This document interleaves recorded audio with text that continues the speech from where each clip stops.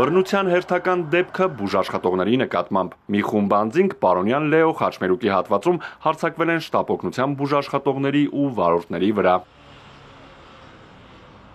Դեպքը տեղի է ունեցել սահմանազատված հատվածում, որտեղ պարեկները հերթապահություն են իրականացնում։ Ժամը 11:20-ի սահմաններում կանչից վերադառնալիս շտապօգնության աշխատակիցները մտել են խանութ սնունդ գնելու, որից հետո էլ տեղի է ունեցել միջադեպը։ Սկորի աշխատակիցներից տեղից օգտվել են, դուրս են եկել ու վիճաբանությունը եղել է, ուրիշ ես չգիտեմ պատճառաբանությունը ինչն է խնդիրը եղել, որ սկսեցին ընդհարվել։ Ես ուղղակի տեսա, որ իրար հրմշտում են, ուրիշ ոչ մի բան ես չեմ տեսել։ Կռվում էին, դրանն էին կպնում, ժողովուրդը դուրը փակեցին, որ չկպնեն, ապակին, չկոտրվեն։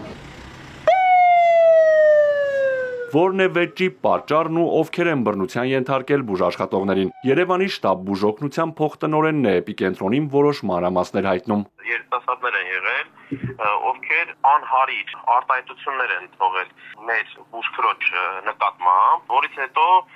մեր բժիշկը նույնպես եղել է դեպքի վայրում, նրա հանդեպ նույնպես եղել են ոչ հարիր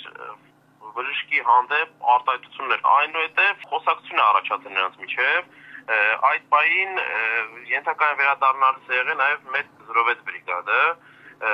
բժիշկները տեսնելով, որ քաշքշուկ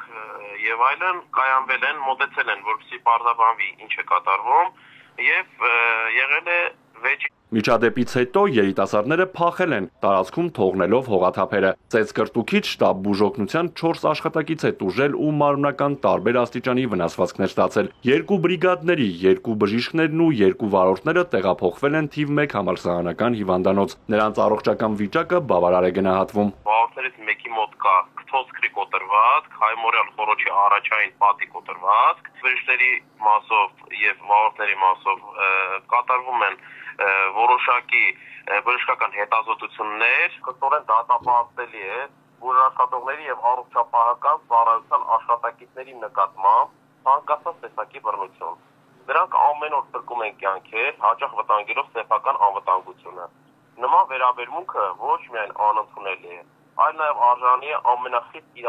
իրավական գնահատականի։ Բուժաշխատողների նկատմամբ բռնություն կիրառած անձանց նույնականացնելու եւ դեպքի վայրից հեռացած ավտոմեքենայի սեփականատիրոջը գտնելու համար պարեկները վերցրել են տարածքի բոլոր տեսախցիկների տեսագրությունները։ Դեպքի հանգամանքները պարզելու համար ոստիկաններն անհրաժեշտ միջոցառումներ են ձեռնարկել։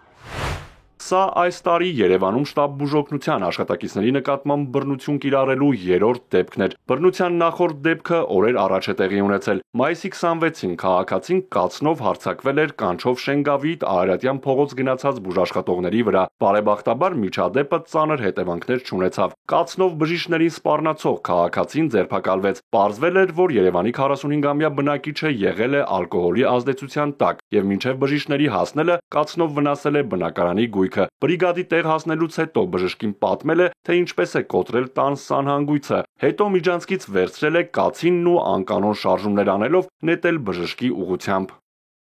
Արթուր Հակոբյան, Սիմիկ Մայիլյան, Էպիկենտրոն։